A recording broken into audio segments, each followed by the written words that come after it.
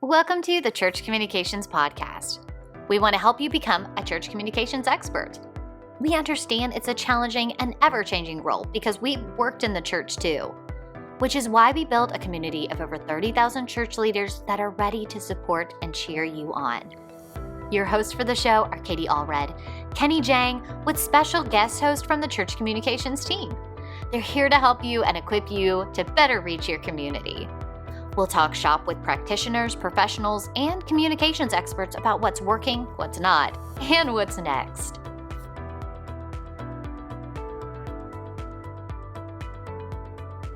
Welcome to the Church Communications Podcast. I'm excited today to be joining you with Bart Aniston. So Bart and I actually go way back. We went on a mission trip together to Calgary, correct? Calgary. Yeah, and so why don't you just tell the wonderful people who you are, where you're from, and a little bit about yourself. Yeah, like Katie said, we met. I forget what year it was, but it was in Canada. I'm from Toronto, but was born in Alberta, so it was it's complicated. I got involved in church communications as a media director, and this is probably going back 2012 before it was really cool. I was the youth pastor at my church, and someone had asked me, would you also do media? So then they said, you were doing the youth pastor as a volunteer. Keep doing that as volunteer. We're just going to give you a full. Yeah. They're like, you're a youth minister. You can handle communications too. Why not? 100%. We're not paying you for youth ministry where you're interacting with people, but we will pay you a full-time salary to do media. I'm like, okay. So I don't have to be broke anymore, or at least I can be less broke. So I did that for 3 years. And then I went on to another church. That church, the first church, was like my home church. The church I grew up in, I went there for 15 years. I learned a lot. That was more like startup church plant lifestyle. Yeah. Do everything unto God. Everybody's in every event or every task is all in task. Every staff member is involved in it.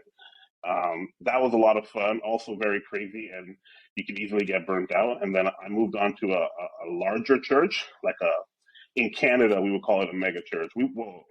The Canadian version of a mega church, which is like 3,500 people, 4,000 people.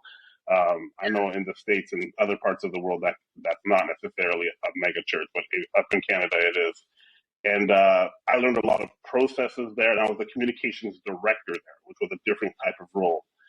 Yeah. They were new to the communication game, and they let me kind of cook. They let me be the chef in the kitchen. So I showed them how we needed to develop design teams and marketing teams. How do we grow photography volunteers and video volunteers? How do we start doing live stream? How do we cohesively start doing an editorial calendar, stuff like that. So I learned both sides of it, where it was like I had nothing, on the first side, my first job in church communications, where I was borrowing the senior pastor laptop because they hired me for this full-time job but didn't have a computer for me. And to the other side, where I was given a budget of 6 figures plus to manage and to develop a system that was never in place before. So I'm super thankful to be here with the Church Communications Podcast. Oh, yeah. Well, okay. So how long have you been in our community, like our Facebook group?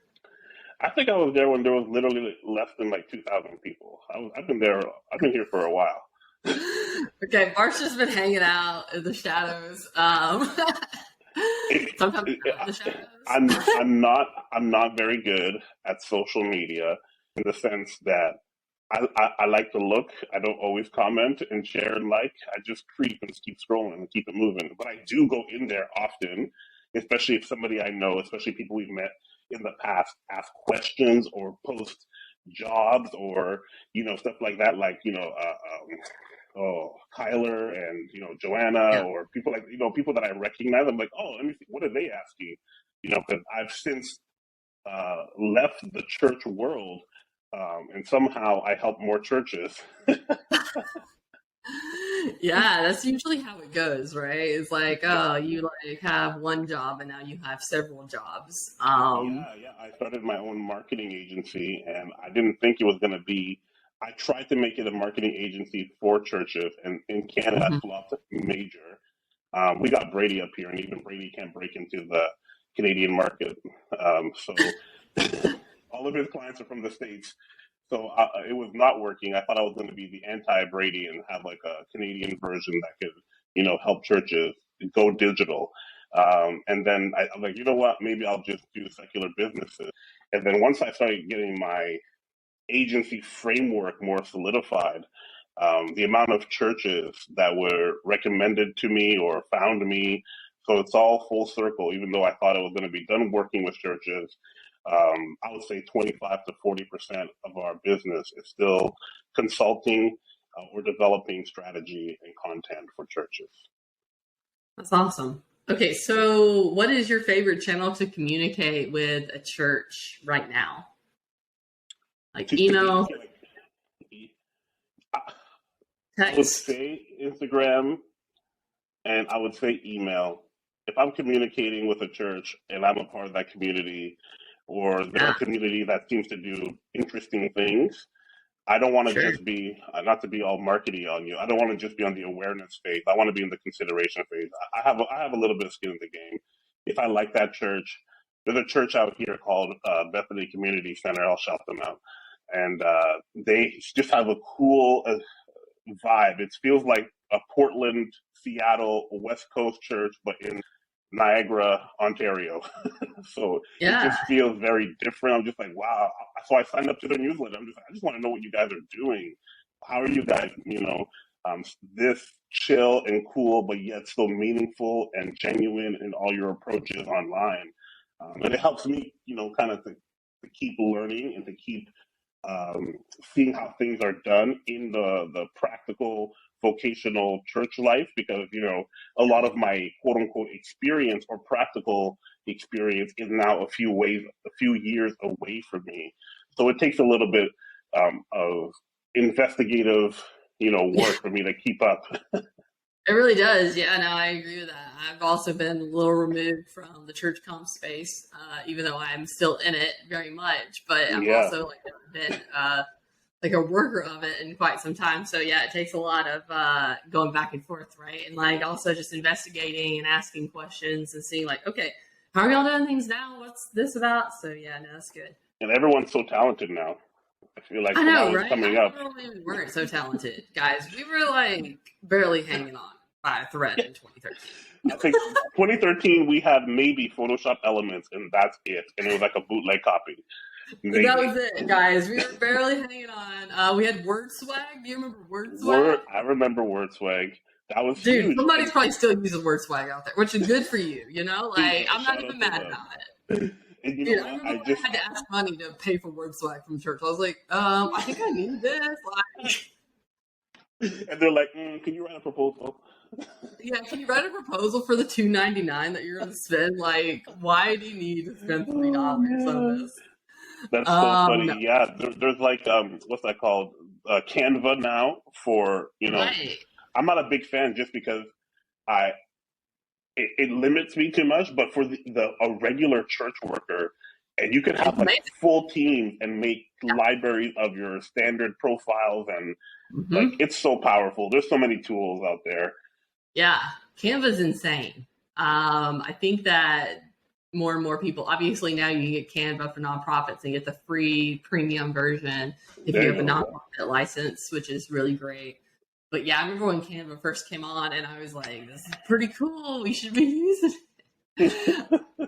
And so some people are like, I don't even remember when there was a time before not having Canva. I'm like, wow. It was the dark ages, guys. Yes. You guys have no clue about Page Builder from Adobe Suites. Oh my gosh, no Page Builder. Oh man, I did that when I was working yearbook in high school. That's what I was about to say. Only people that know that are yearbook committee people who brought those skills to church. But we still had to crop images with a cropping crayon. Yes. Like there was still and lay out things manually to send to the yearbook. So and crop the images. It was a whole thing. Nobody even knows what a cropping crayon is anymore. But back in the day, you used to have to mark the thing with a red crayon essentially to show where you were going to cut the image in your layout. because there was Yep. no digital image thing yet. Like scanning and stuff wasn't perfect, and it was a whole thing. Were you yearbook Anyways, committee as well? I was yearbook editor. Excuse me. I know, like I was on yearbook for like 3 years, and then I was the editor my senior year. Yeah, I loved it very much so, and I thought One like, of the oh yeah, greatest times of my life. Yeah, I love this it. is what I'm gonna go into. Like I'm gonna go into magazine layouts or something. Now magazines are cool. Well, and I'd already been doing web design at that point for like 10 years. Like, you know what I'm saying? Like I'd already been a web designer for a long time. Did you So, have like a world-renowned website by the time you were like 12 years old? well, I worked on a Harry Potter forum. I didn't Yeah. design it though, to be fair. I was just administrating it. So I was just doing online community. I did have like my own personal website, which was only like infamous in my like hometown and to my friends. Because that's where I uploaded pictures. This was before social media part, you know, like social media Roll didn't Tide. it was just my website. So back in the day, you had to create your own, which, you know, I think that's also where we're headed, which is really interesting, the decentralized web, right? So it's like it was all apart, like first, right? Like in the late 90s, everything you didn't like work on platforms, right? You built your own platform. And then it went straight to platforms, and now I feel like it's going off of platforms, and we're trying to figure out what that looks like, right? Yeah. So, which is my next question: where do you think we're going? In the church communication world, well, I think there is a. I want to choose my words carefully here. We had a good 10 years of churches trying to emulate the big churches. Yeah, It's that's been true. like almost 15 years, and I feel like now, just like how TikTok is more authentic in its approach and reels, and people want to see authentic portrayal of what daily faith looks like and what it could mean to them in their journey, whether they're just starting out knowing who God is, whether they are seasoned vets and they're just trying to stay informed with church and keep up with the discipleship. Yeah. The authentic approach is almost pretty much here, but I still see so many congregations struggling to find an authentic voice because all they've done in their postmodern era, post like internet, post, Willow Creek, Saddleback, is copy someone else. And so you have churches of like 250. Because I think at 250, you probably have budget to start doing things that you think are cool and copying other things that you see. Right. So I think those 250 and up, you have a lot of people who are emulating. I want to use that word instead of copying. People that are emulating other churches and they're making it their own, but they've followed a system of large church. And the joke is large church wants to be small church. They're struggling with how do we stay local? How do we stay communal? How do we stay respective to the individual, not just to the masses? And small churches get caught in the trap of trying to do big church stuff.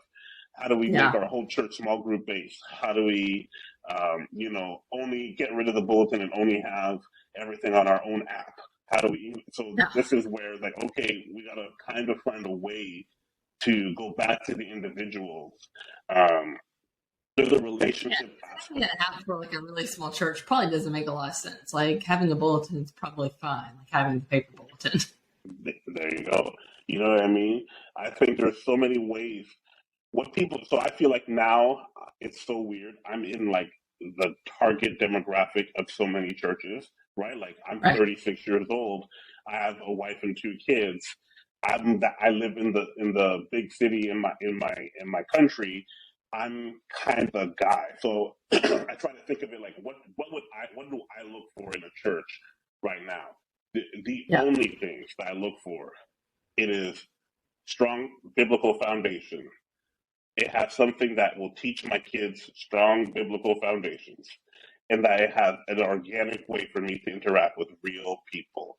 So small groups or local events, that's something that I want, and it has to have something that is more authentic based rather than performance based.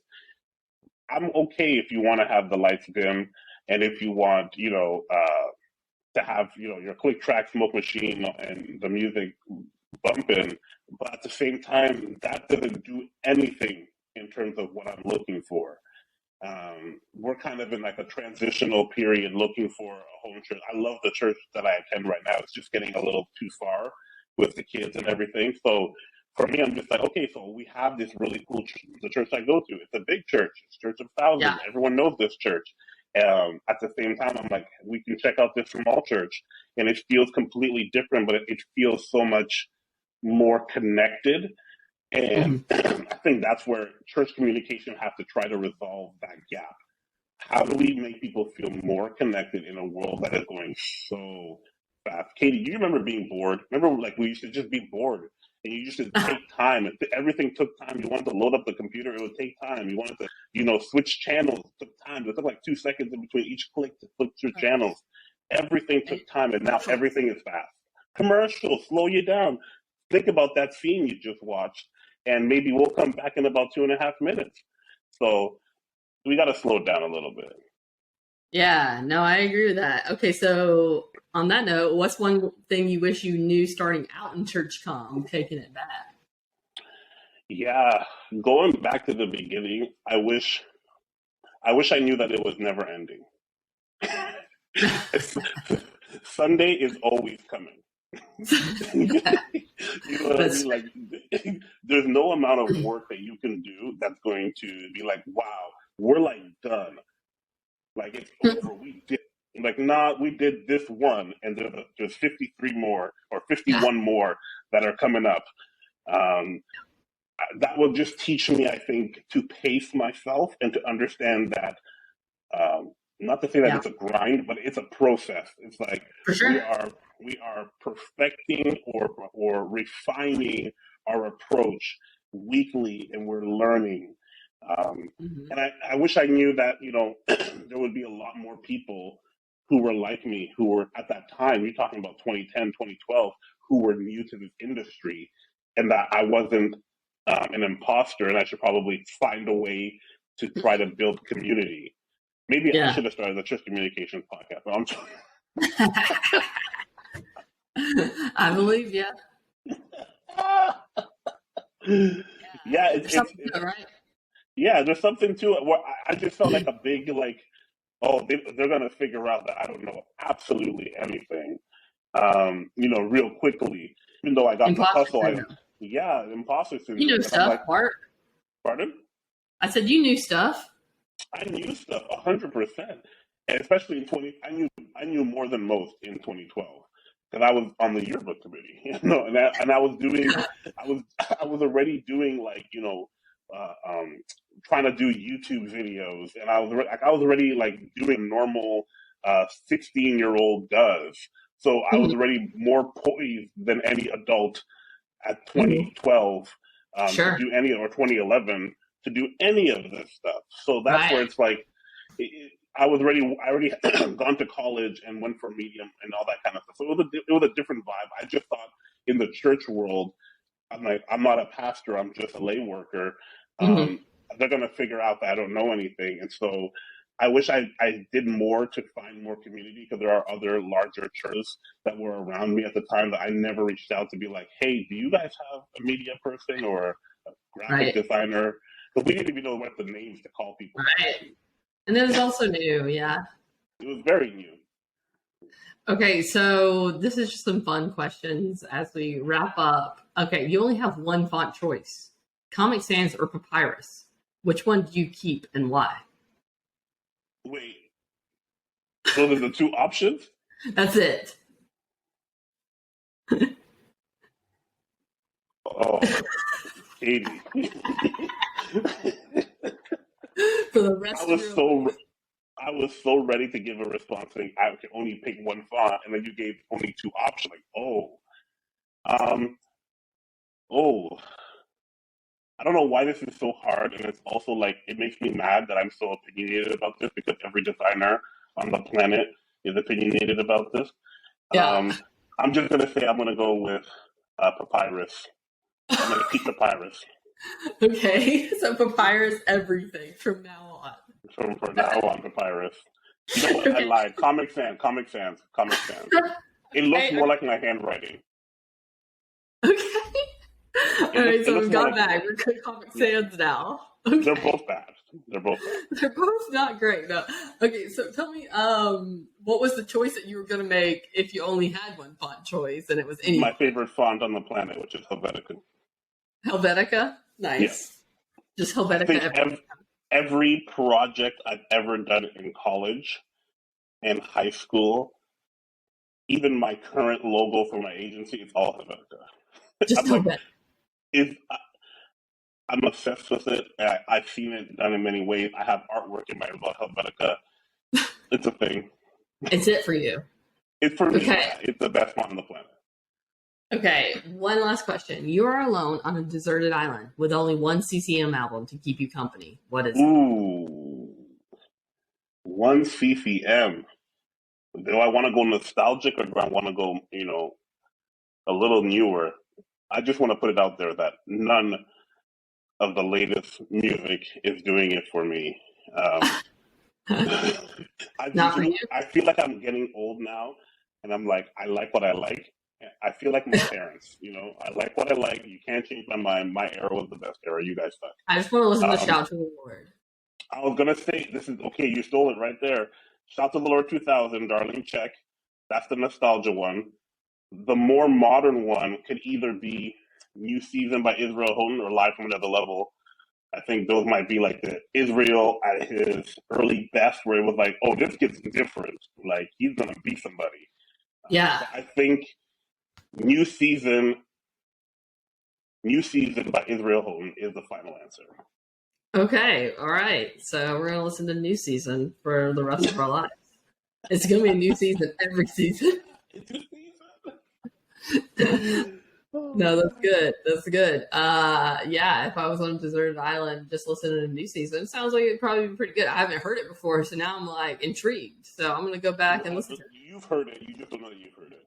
Okay, you've heard it. You just don't know. It's one of those where it's like, oh, that's Israel back in 2002? Like, yeah. He did he did all the songs that were popular in 2002 to 10. He wrote he recorded a lot of them. It was him and Chris Wow Worship. Pardon? Do you remember Wow Worship? Of course. Yeah. Well, I used to always pick up the Wild Gospel. There was Wild Gospel, and I used to have the Wild Gospel. Ooh, I didn't even hear Wild Gospel, but now I'm intrigued. Yeah, Wild Gospel, like a compilation CD, right? Wow. Yeah, sounds great. Yeah, so it gives you all. That's how you learn about sometimes new artists. Hey, you like CeCe Winans? Have you heard of Yolanda? He's like, oh, okay. Oh, Yolanda. Have you heard of CeCe? Have you heard of BB? Have you heard of BB? I have heard of BB. He actually led worship at my church recently. So, all right, shout out Brentwood. I know, yeah. So he also did the Christmas thing this last year. It was really great. Really? Oh yeah, that you should family watch is it. so special. I've seen him in concert once. Him and CeCe, Yolanda Adams, and Donnie McClurkin and Kirk Franklin all did the Dreamsville tour. That would be 2004. The Spirit would let me fall out. That'd be too much Spirit in for me. Oh, it was no joke. That's the first time I remember being like, wait, Kirk Franklin is really short. Because Donnie McClurkin is like 6'5". He's 6'5"? Donnie McClurkin is huge. Oh, gotcha. But in comparison, okay, gotcha. Yeah, they were on the stage together, and Yolanda Adams is huge, and CeCe Winans is huge. Like, they're like 5'8", 5'9". They're tall women wearing heels, and there is a child on the stage with them. And I'm like, that's Kirk Franklin. Oh no, I get it. Yeah, I mean, we're both pretty tall too. So yeah, no, seeing that, yes, I get it. Okay, so how can people connect with you if they want to connect with you? Yeah, 100%. You can find me online. All my social media handles are Bart Aniston. I'm sure Katie will have it in the show notes. My marketing agency is creativepartner.ca. That's kind of it. Okay. You can find me if you want me. You can be. Okay, awesome. Thank you, Bart. I appreciate it. All right. Roll Tide. Thanks for joining us for this episode of the Church Communications Podcast. If you want to learn more, join over 30,000 church leaders in our Facebook group at churchcommunications.com/group. If you liked today's episode, be sure to subscribe and leave a review. It's the most impactful way you can help us reach more church leaders and equip them to better communicate for the church. Finally, don't forget to check out our website at churchcommunications.com. Thanks for listening.